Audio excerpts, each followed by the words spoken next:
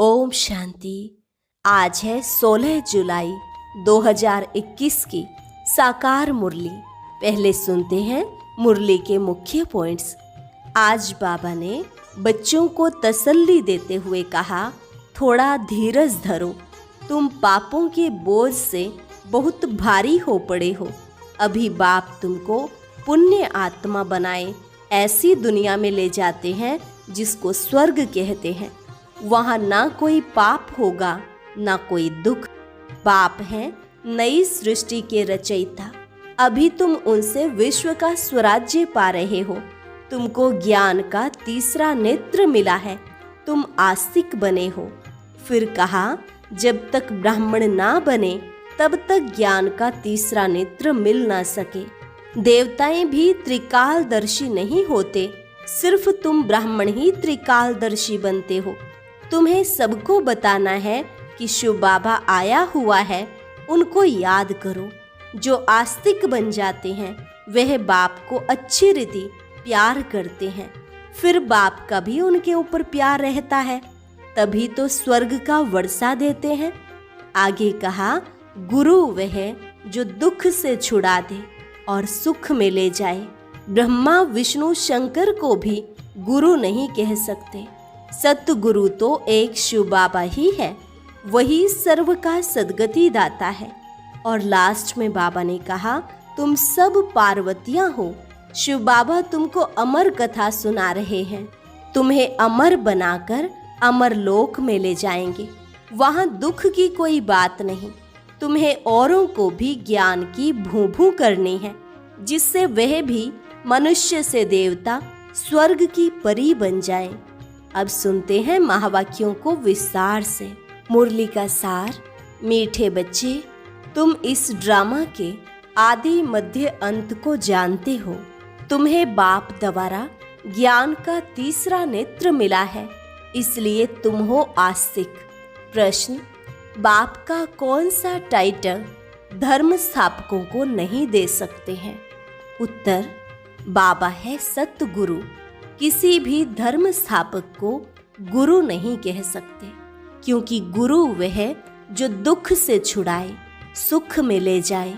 धर्म स्थापन करने वालों के पीछे तो उनके धर्म की आत्माएं ऊपर से नीचे आती हैं, वह किसी को ले नहीं जाते। बाप जब आते हैं तो सभी आत्माओं को घर ले जाते हैं, इसलिए वह सभी के सतगुरु हैं। गीत, इस पाप की दुनिया से कहीं दूर ले चल, जहाँ चित्त चैन पावे। ओम शांति। मीठे मीठे रूहानी बच्चों ने गीत की लाइन सुनी, यह है पाप की दुनिया। बच्चे जानते भी हैं यह पाप आत्माओं की दुनिया है। कितना बुरा अक्षर है, परंतु मनुष्य यह समझ नहीं सकते कि सचमुच यह पाप आत्माओं की दुनिया है। जरूर कोई पुण्य आत्माओं की दुनिया भी थी, उसको कहा जाता है स्वर्ग। पाप आत्माओं की दुनिया को कहा जाता है नरक। भारत में ही स्वर्ग और नरक की चर्चा बहुत है। मनुष्य मरते हैं तो कहते हैं स्वर्गवासी हुआ, तो इससे सिद्ध होता है नरकवासी थे। पतित दुनिया से पावन दुनिया में गया, परंतु मनुष्यों को कुछ भी पता नहीं है। जो आता है सो बोल देते हैं, यथार्थ अर्थ कुछ भी नहीं समझते हैं। बाप आकर तुम बच्चों को तसल्ली देते हैं कि अब थोड़ा धीरज धरो, तुम पापों के बोझ से बहुत भारी हो पड़े हो। अब तुमको पुण्य आत्मा बनाए ऐसी दुनिया में ले जाते हैं जिसको स्वर्ग कहा जाता है। वहाँ ना कोई पाप होगा ना कोई दुख होगा। बच्चों को धीरज मिला हुआ है। आज यहाँ है, कल अपने शांति धाम सुख धाम में जाएंगे। जैसे बीमार मनुष्य थोड़ा ठीक होने पर होता है तो डॉक्टर धीरज देते हैं, जल्दी से तुम बहुत अच्छा हो जाएंगे। अब यह तो है बेहद का धीरज। बेहद का बाप कहते हैं, तुम तो बहुत दुखी पतित हो गए हो। अब हम तुम बच्चों को आस्तिक बनाते हैं, फिर रचना का भी परिचय देते हैं। ऋषि आदि तो कहते आए हैं कि हम रचयिता और रचना को नहीं जानते हैं। अब उसको कौन जानते हैं? कब और किस द्वारा जान सकते हैं, यह किसको पता नहीं है। ड्रामा के आदि मध्य अंत को कोई जानते ही नहीं। बाप कहते हैं, मैं संगम युग पर आकर ड्रामा अनुसार तुम बच्चों को पहले पहले आस्तिक बनाता हूँ, फिर तुमको रचना के आदि मध्य अंत का राज सुनाता हूँ, अर्थात तुम्हारा ज्ञान का तीसरा नेत्र खोलता हूँ। तुमको रोशनी मिल गई है, आँखों की रोशनी चली जाती है तो मनुष्य अंधे हो जाते हैं। इस समय मनुष्यों को ज्ञान का तीसरा नेत्र नहीं है। मनुष्य होकर उस बाप और रचना के आदि मध्य अंत को नहीं जानते तो उनको बुद्धिहीन कहा जाता है। गीत में भी है, एक है अंधे की औलाद अंधे, दूसरे हैं सज्जे, दिखाते हैं महाभारत लड़ाई लगी थी और एक आदि सनातन देवी देवता धर्म की स्थापना हुई थी। बाप ने आत्माओं को आकर राजयोग सिखाया था सतयुगी स्वराज्य देने के लिए। आत्माएं कहती है, मैं राजा हूँ, मैं बैरिस्टर हूँ। तुम्हारी आत्मा अब जानती है हम विश्व का स्वराज्य पा रहे हैं विश्व के रचयिता बाप द्वारा। वह किसका रचयिता है? नई दुनिया का। बाप नई सृष्टि रचते हैं, क्रिएटर भी है तो उनमें सारा ज्ञान भी है। सारे वर्ल्ड की हिस्ट्री कोई एक भी नहीं जानते हैं। किसको ज्ञान का तीसरा नेत्र नहीं है? सिवाय बाप के कोई तीसरा नेत्र दे नहीं सकता। वर्ल्ड की हिस्ट्री, ज्योग्राफी, मूल वतन, सूक्ष्म वतन, स्थूल वतन, यह सब तुम जानते हो। मूल वतन है आत्माओं की सृष्टि। सन्यासी कहते हैं, हम ब्रह्म में लीन हो जाएंगे व ज्योति ज्योत समाएंगे। ऐसा है नहीं। तुम जानते हो ब्रह्म तत्व में जाकर निवास करेंगे, वह शांति धाम घर है। वह कह देते हैं ब्रह्म ही भगवान है। कितना फर्क है। ब्रह्म तो तत्व है, जैसे आकाश तत्व है वैसे ब्रह्म भी तत्व है, जहाँ हम आत्माएं और परमपिता परमात्मा निवास करते हैं। उनको स्वीट होम कहा जाता है। वह है आत्माओं का घर। बच्चों को मालूम पड़ा है ब्रह्म महतत्व में कोई आत्माएं लीन नहीं होती हैं और आत्मा कभी विनाश को प्राप्त नहीं होती। आत्मा अविनाशी है। यह ड्रामा भी बना बनाया अविनाशी है। इस ड्रामा के कितने एक्टर्स हैं? अभी है संगम युग, जबकि सभी एक्टर्स हाजिर हैं। नाटक पूरा होता है तो सब एक्टर्स, क्रिएटर आदि सब आकर हाजिर होते हैं।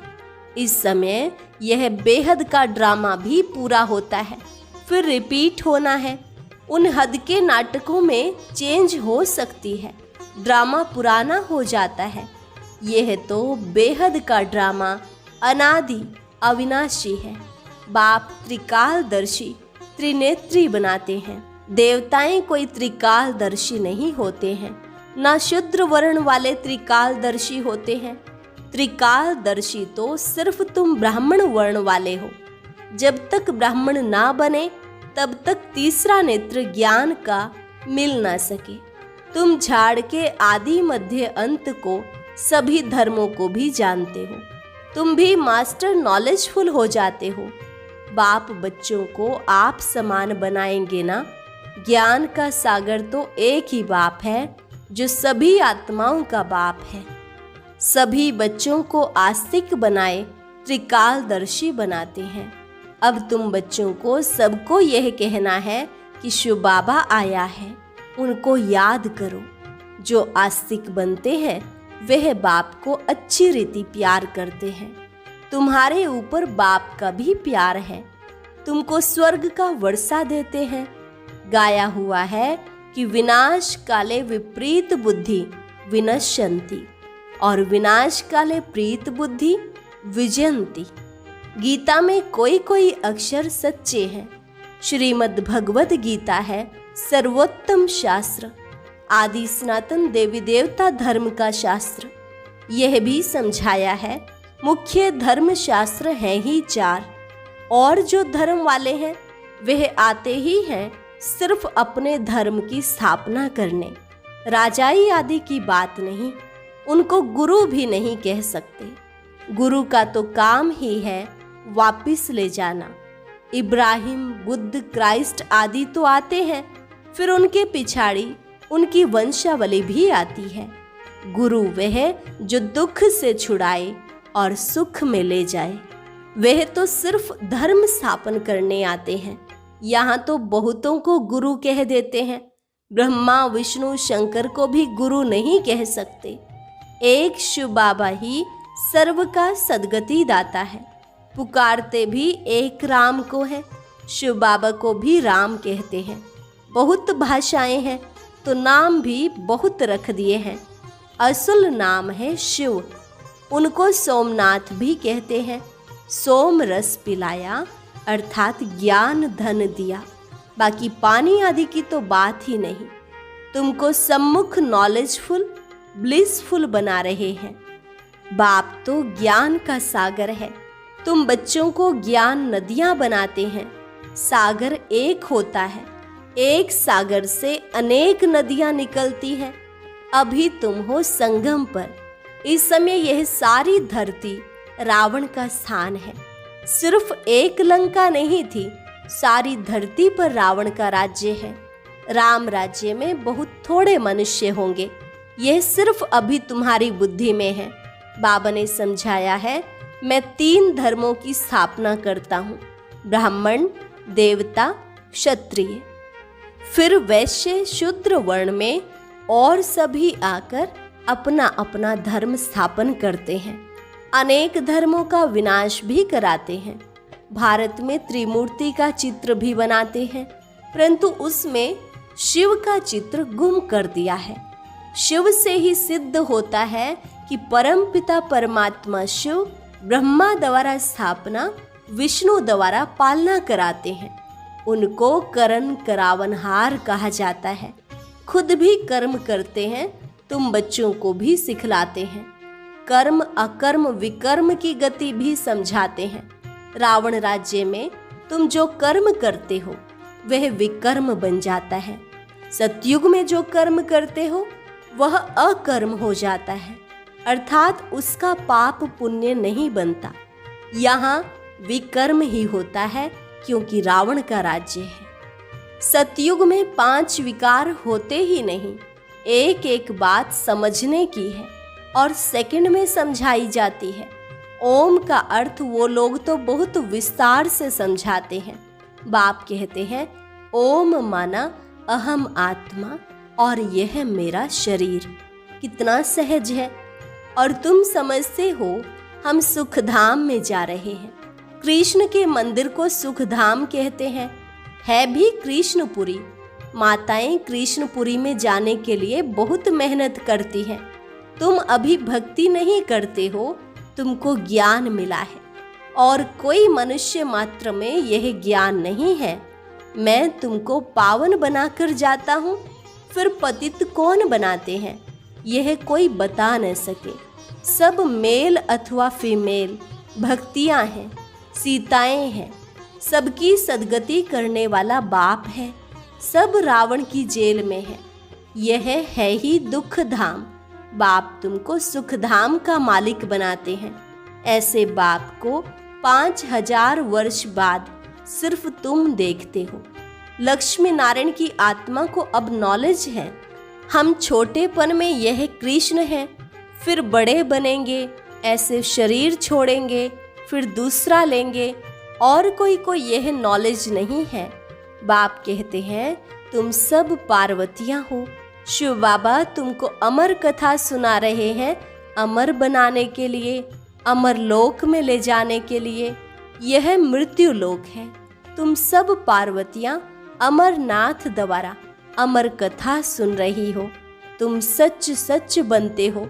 सिर्फ बाप को याद करने से तुम्हारी आत्मा अमर बनती है, जहाँ दुख की बात नहीं होती।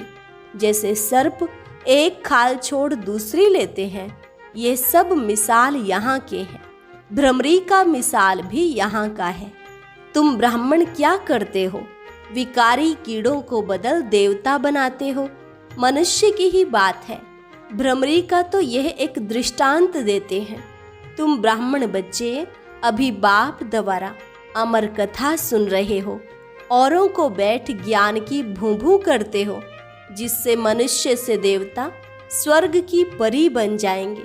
बाकी ऐसे नहीं कि मानसरोवर में डुबकी लगाने से कोई परी बन जाएंगे। यह सब है झूठ। तुम झूठ ही सुनते आए हो। अब बाप ट्रुथ सुनाते हैं। अब बाप कहते हैं अपने को आत्मा समझो।